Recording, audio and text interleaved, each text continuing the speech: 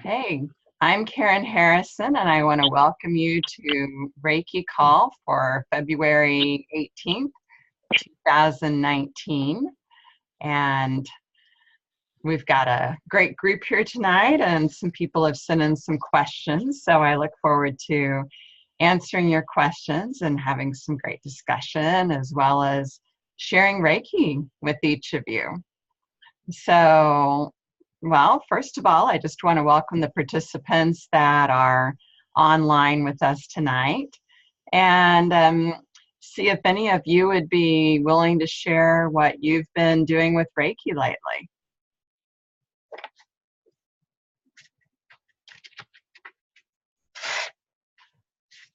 Oh, cool. I bet giving Reiki to the kids.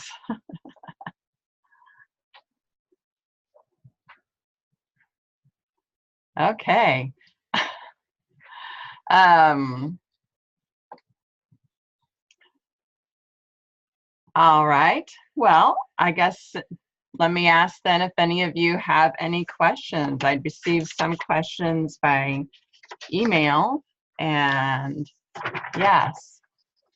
Okay, Aurora says that I just got done with a 1.5-hour Reiki session with my aunt.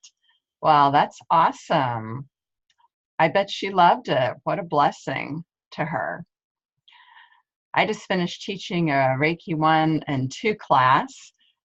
We had a lot of snow here in Kansas City this weekend, so we had a few brave adventurers that braved the snow, so I was very happy about that.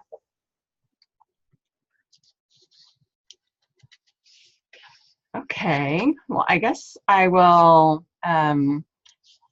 jump into some questions that I've been sent. So one question is, can I do an upgrade class for my Holy Fire students?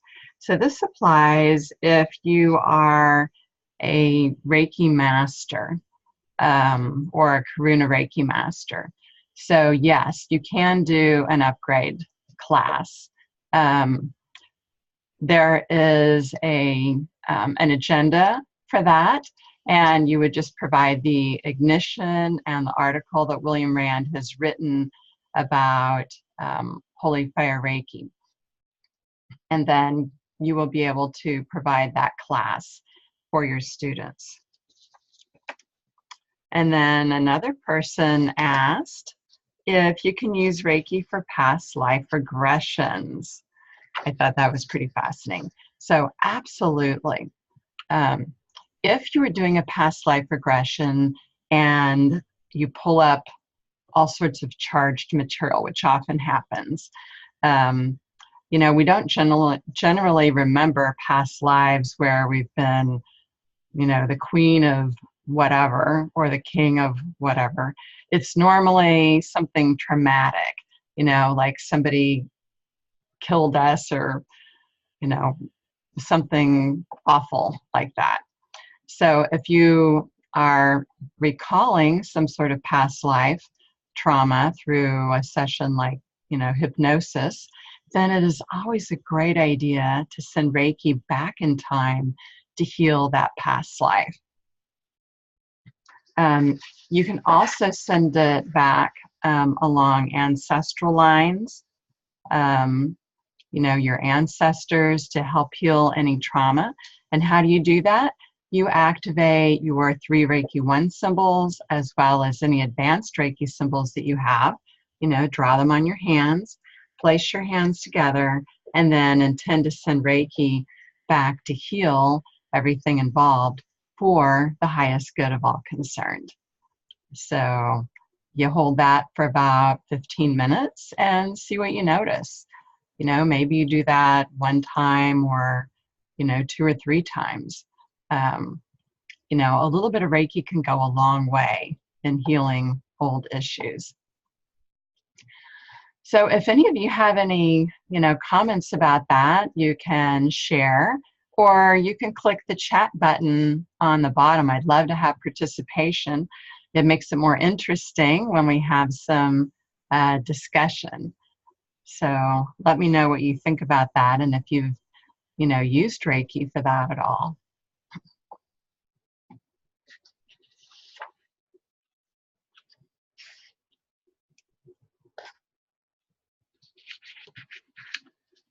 Okay.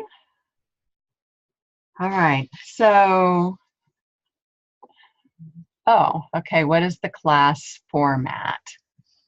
Um, so in a Reiki 1 and 2 class, what you learn is what is Reiki, what can it be used for, how can Reiki heal. You receive the empowerment to the Reiki energy, which is called an attunement in other lineages and a placement in our lineage. And then you practice hands-on giving Reiki to yourself. You practice hands-on giving Reiki to someone else.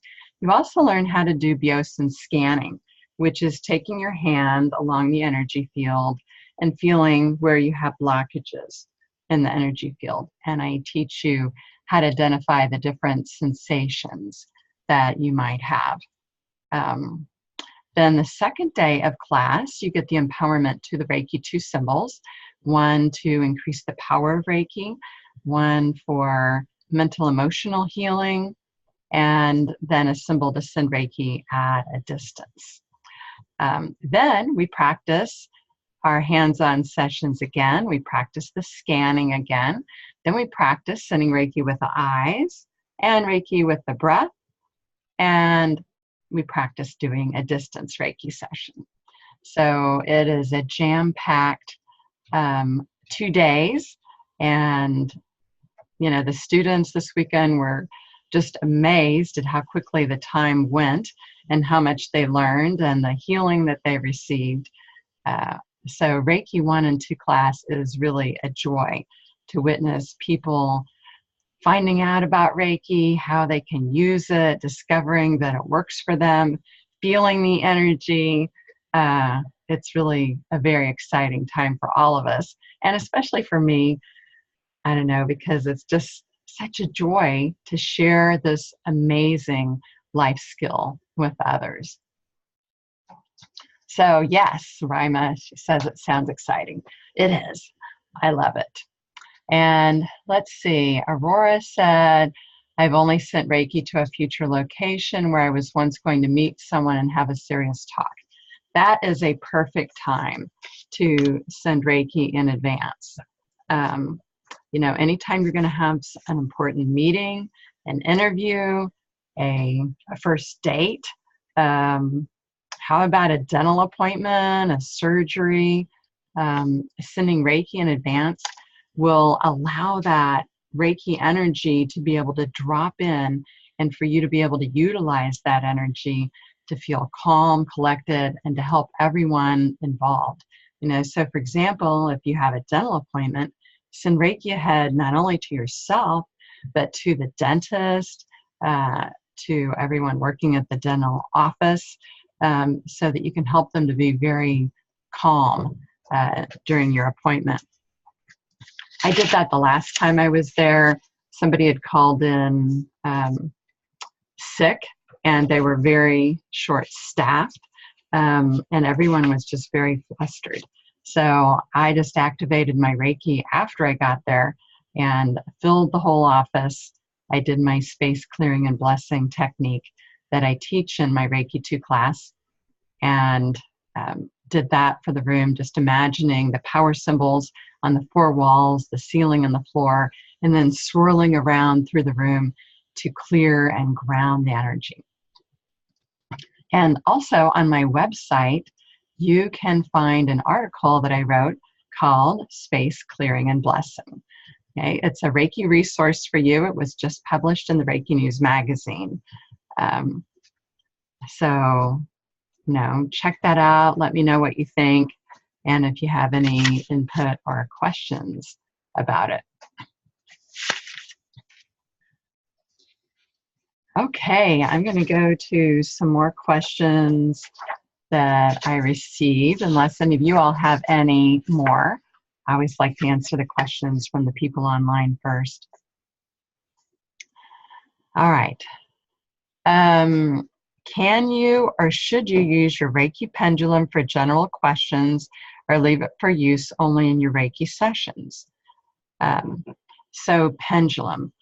In Reiki class, in Reiki 1 and 2, I don't teach about the pendulum. I teach about how to use it in the advanced Reiki training class, which is part of the Reiki Master curriculum. And we teach that, you hold it and you give it Reiki, intending to cleanse and charge it, because the pendulum isn't really going to work right unless it's programmed for your energy. Okay, that is important. And then I use it to check chakras before I begin the session, and then after, working with the chakras a little bit, I will check them again to make sure that they are open before I start giving Reiki. And I have a YouTube video on that you can check out. My YouTube channel is Karen Harrison Reiki, and I have a video on how to check chakras with a pendulum and how to check your own chakras with a pendulum. Now, regarding, can you use it for general questions? After you've gotten clarity on the yes and the no for you, after you give the pendulum Reiki, you're going to ask it to show you a yes and then show you a no. And so when you've gotten some consistency on that, by asking some questions that you know the answers to, like, my name is Karen, and then let it, say yes or no. When you've gotten some consistency, then you can ask it questions. And here's a little word of caution. It should only be used as a piece of information in making decisions. It should not be your only source of information in making decisions. Okay, there's lots of ways to get information about important decisions, and a pendulum is one. So certainly, another way to get information is to activate your Reiki and then visualize what it is that you're wanting, you're thinking about doing. Maybe you've got two options. So visualize it and see which one seems to have more light around it. Okay, that's one way to do it. Another way is activate your Reiki, give yourself Reiki for a few minutes, maybe 10 minutes, and then think about your two or more different options and notice how your body feels. When you think about the decision that will probably be the best for you, notice when your body feels the most relaxed, calm, and happy. Okay, so if you're thinking about an option and your body feels calm, relaxed, and happy, that's a good indicator. If you think about an option and your body feels tense and tight, then that's an indication that that may not be a good option for you. So those are some other ways to get information on decision making with Reiki. You can also send Reiki to the two different possibilities and, just see again which one seems to light up more. So try that and let me know what you experience with that. And if you have any other ideas about how you make decisions with Reiki, I'd love to hear those too. All right, the second part of that question about pendulums is, do you ever need to reprogram it for Reiki if you do? So certainly before you use your pendulum, it's a good idea to hold it and give it a little bit of Reiki, to make sure that it is clear and charged with Reiki. I find over and over again that if my students will just give it Reiki long enough, most any pendulum will work for you. But if it's not attuned to your energy, it's just not going to work. And I like to hold the pendulum. Let's see, I don't have a pendulum here, but if you imagine if this were the pendulum, I like to hold my Reiki charged hand under it, and then that gives me a better indication You know, it helps the pendulum to work better. So in my home, you know, I find that any of the pendulums will work for me because they're in my Reiki charged home. You know, so I can pick up, gosh, any of the pendulums that I have in my little Reiki store downstairs. I can pick them up, and they've always worked for me. But they don't always work for my students. That's because they need to be programmed to their energy, not my energy. Okay, so yeah, okay, I'm glad you like that tip. There's different kinds of pendulums. There's quartz pendulums and stone pendulums. Those are great. And you can also use wood or metal. A nice thing about the wood and metal ones is they don't break.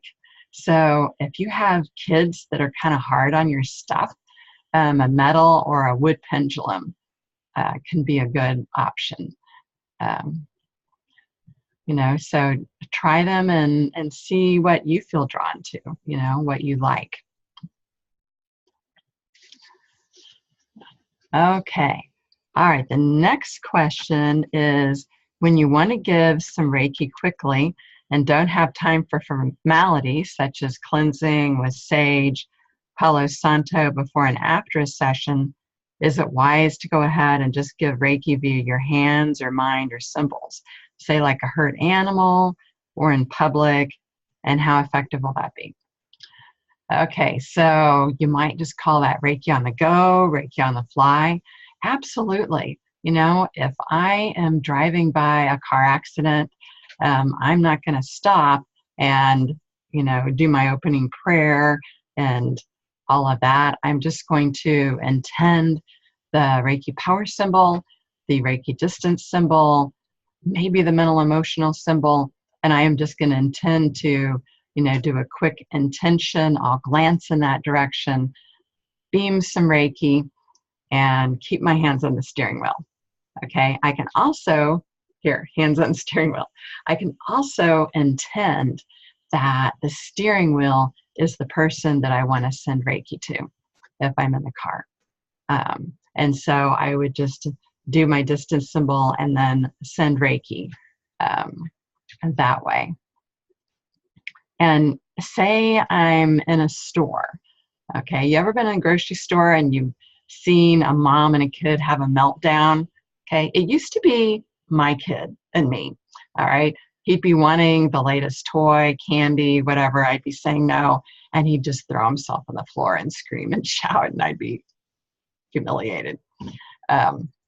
Anyway, so I just beam some Reiki, you know, with my eyes. In Reiki 2 class, you learn how to send Reiki with your eyes. So it's really very easy, and it doesn't actually look like this. That probably wouldn't go over well. No, you learn how to do it more discreetly. So that's a good thing. So quick Reiki there. Another option, say you're in a meeting and all of a sudden things start getting tense. Here's what I do. I quickly and discreetly activate my Reiki energy in my hands, and then I place my hands under the table, and I intend to send Reiki to everyone in the meeting, and especially to the people that are having the conflict and to the tenseness, in order to calm things down, have everybody be able to speak with love and compassion and truth and have patience with each other. So, you know, all the ritual is great, and it helps us to kind of get ourselves in a good mindset, but that's not always practical. So you just activate your Reiki and go. You know, another example is when I'm driving, like I was in Houston. Traffic there is kind of scary for me. So I am constantly driving around. People probably think I'm waving at them, drawing the power symbol on the 4 walls, the ceiling, and the floor while I'm driving. Okay, so it looks like I'm waving, huh? That's a quick power symbol. So I give Reiki to the car all the time, intending that I'm safe, that everyone around me is safe. Okay, I have a super funny story. Back to Houston, it was raining, it was dark, and I tried to move over a lane. I was approaching the toll booth, and I wasn't in the lane I wanted to be in. So I tried to get over, and all of a sudden I heard boom, boom, boom, boom, boom, boom, boom, boom along the side of my rental car. It's like, oh no, this is awful. I'm envisioning that I have now totally damaged the rental car. I was really glad I had a lot of Reiki around that car. Well, then I discovered I was in the lane with the coins only, and I didn't have any change. So I backed up, and what did I do? I hit the bumper on a can, one of those big cans that was designed to be a barrier. I hit the back. It's like, oh no. Then I pulled forward, I backed up again, and the car behind me was moving out of the way. I moved over into the lane where I could talk to an attendant and give them my dollar bills for the toll. And I was just continuing to send Reiki. I was saying prayers and saying, God, Holy Spirit, Jesus, protect this car and keep it from having any marks on it. And just continuously Reiki all around the car. Well, when I got to the rental place, I pulled over before I turned the car in. And I got out because I didn't want them to see me, at check-in to go look and see what damage there might be. So I pulled over discreetly and looked at it. I couldn't find a mark on the car. I was just like, thank you, Reiki. Thank you, God. I mean, that was really amazing. Not a mark on the car. And yeah. Okay, so Rima is asking, some people are a bit cautious or apprehensive, saying they're not sure, trusting others to work their energy field. How do you answer those? Yes, I agree about Houston traffic. Yeah. Okay, so people unsure about allowing others to work on them. I can understand that. There's some Reiki practitioners that I would feel more comfortable working on me than others. So I think that it's a good idea to talk with the person a little bit first. When someone comes in for a Reiki session with me, I will have already talked with them on the phone a little bit. When they come in, then I talk with them before they get on the table for about 10 minutes to help them feel comfortable. I let them know that if there's anything that feels uncomfortable to them, to let me know right away. And, I can stop. So, knowing your practitioner, knowing what kind of experience that person has, knowing what their intentions are, and that, they are going to respect you and care for you. I think that is important, as well as, kind of liking the energy of the person. Reiki practitioners are all human. We're all going through our own stuff. And, if someone is in a dark space and giving Reiki, the Reiki is still going to work. It just may not have as good a results as someone who is in a better space. So, and for people that are empaths, highly sensitive people, then it's a good idea to be cautious. Ground yourself before the session, ground yourself after, and set your intention that you are only going to receive what is for your highest good. That's what I do. Particularly, like, say I'm at Reiki Circle and there's several people working on me. In my Reiki Circle, I allow people that are not yet trained in Reiki.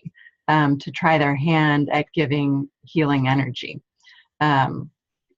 So particularly if new people are working on me, you know, I will just intend to only receive what is for my highest good. And, you know, that takes care of it. Okay. All right, Yvonne, should different pendulums be used between pets and humans? I would use the same pendulum, you know, just cleanse it and charge it between uses. And that doesn't take very long. I mean, some people will do a separate thing to cleanse and charge, you know, like you can run it in salt water or underwater, or place it in a bowl of salt or smudge it. But me, well, I just do what I might call lazy Reiki. So for example, you know, say I've got a stone. Again, this, oh, hey, I have something that could act like a pendulum. This is not a pendulum, but you know, you can often use any sort of necklace as a pendulum. You know, I just hold it, draw the symbols over it, power symbol, the mental emotional symbol, and the distance symbol. I'm just going to visualize that, okay, because that takes a little longer to draw. Okay, now let's see. I'm going to say, show me a yes.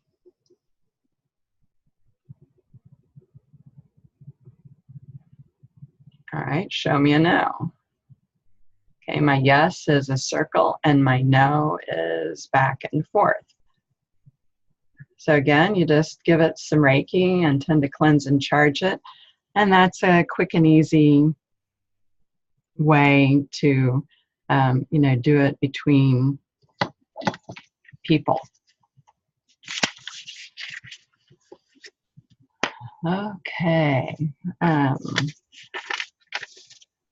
right, let's see. Ooh, hey, it's time for our distance Reiki share. So if you've got Reiki 2 or higher, activate your power symbol, your mental emotional symbol, and your distance symbol, and intend to send Reiki to everyone on this call and everyone who tunes in later. If you don't have Reiki, then place your hands together, call on healing energy from Source, God, the universe. Call on love, you know, divine love, because that's really what Reiki is. And put your hands together and then intend to send that to everyone on this call. All right, so I'm going to begin with a prayer, and then we'll move into a time of silence for about 20 minutes, sending Reiki to each other. And then I'll call you back a little bit before 8, and we will end. And I appreciate your input tonight and your questions. And I didn't get to all of them, but we'll go over some more next time. Keep them coming. All right. So taking a moment to center yourself, calling on Reiki energy, calling on God, Jesus, Holy Spirit, the angels and archangels, the illumined beings. We invite this healing energy to be present with us now for healing for the highest good. And we intend that everyone on this call receive a deep healing as we offer ourselves as instruments of the light. We intend to set our personalities and egos to the side to be clear and open channels for only the highest and holiest Reiki energy. Breathe deep now. Inhale Reiki energy from the earth up through the bottoms of your feet, all the way up to your crown. Exhale Reiki energy down from your crown all the way through your feet and into the earth. Grounding yourself. Again, inhale earth energy up to your crown and send it down into the earth. Inhale earth energy up And back down into the earth.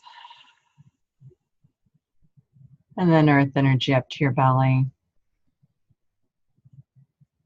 And exhale. And now taking some time in the silence to send Reiki energy to each other.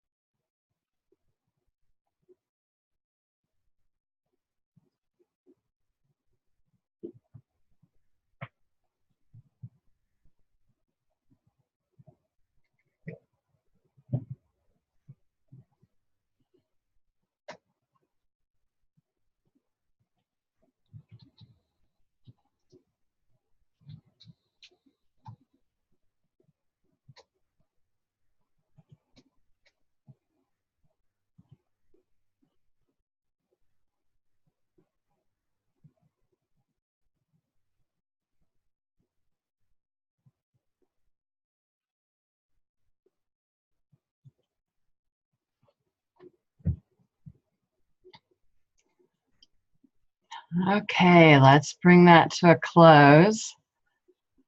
Wow. You all are awesome. That energy felt really good.